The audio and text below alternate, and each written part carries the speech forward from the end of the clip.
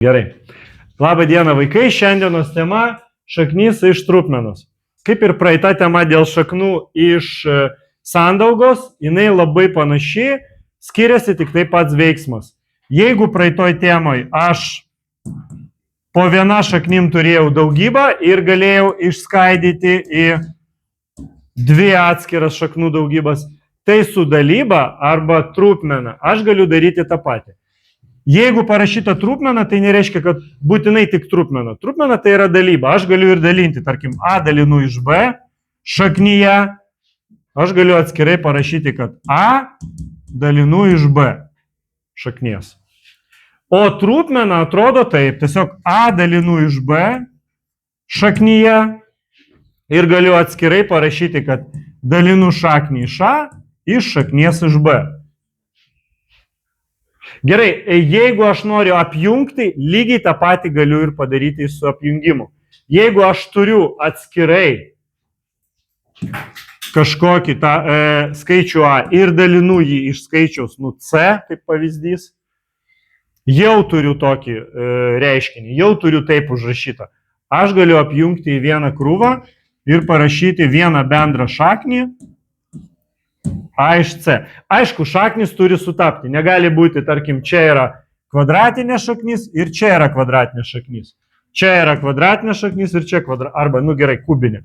O taip. Čia kubinė ir čia kubinė. Tai čia atsakymas irgi bus kubinė šaknis. Aš negaliu apjungti arba atskirti ir gauti skirtingą šaknis. Jeigu apjungiu, tai apjungiu vienodą šaknis. Jeigu atskiriu, tai gaunu tą pačią šaknį. Jeigu aš turiu kvadratinę šaknį bendrą, tai dvi atskiros irgi kvadratinės. Jeigu turiu kubinę šaknį bendrą, tai dvi atskiros irgi kubinės yra. Negaliu gauti, tiesiog turėjau kubinę, o ten dvi šaknis jau kvadratinės. Taip nedirba. Gerai, su skaičiais, kaip čia galbūt su skaičiais, kad būtų patogiau. Tai gerai, tarkim, aš turiu tarkim 50 padalinti iš 2 ir šaknis kvadratinė. Galiu, va taip, gerai. Šaknis iš 50 dalinu iš šaknies iš 2, va taip. Tai dabar atskirai paskaičiuot man būtų sudėtinga. Šaknis iš 50 neišsitraukęs sveikas skaičius, šaknis iš 2 lygiai taip pat. Bet jeigu aš apjungsiu į vieną bendrą krūvą, aš gausiu šaknis iš 25. Ir tokiu būdu aš jau turiu gerą atsakymą 5. 25, viskas gerai. Oi, čia, jo. Iš 20, iš 2 parašiau. Taip, iš 2, jo, o taip. Taip, 25,5. Taigi, kartais man pagelbsti toks dalykas, kartais jis visai nereikalingas, kaip aš iš pradžių ir parašiau.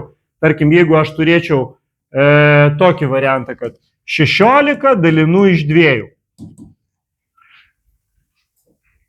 Aš galiu iš 16 atskirai ištraukti šaknį ir galiu iš 2 atskirai ištraukti šaknį. Čia bus 4, čia šaknis iš 2. Neišsitrauks ir nebus, daugiau atsakymas toks ir bus. 4 padalinti iš šaknies iš 2. Gali būti 8 dalinti iš 2. Va toks variantas, tarkim. Galiu iškart paskaičiuoti, kad čia yra 4 ir atsakymas 2 galutinis. Su neigiamais skaičiais arba dešimtainiais skaičiais viskas veikia taip pat, tokiu pat principu. Galiu apjungti daugybą ir išskaidyti daugybą. Ar tai daugyba į vieną eilutę parašyta, ar tai yra, dalyba į vieną eilutę, ar tai dalyba kaip trupmena, mes nepamirštam, kad trupmena ir yra dalyba. Tai mes tiesiog to nepamirštam, galime išskaidyti, galim sujungti.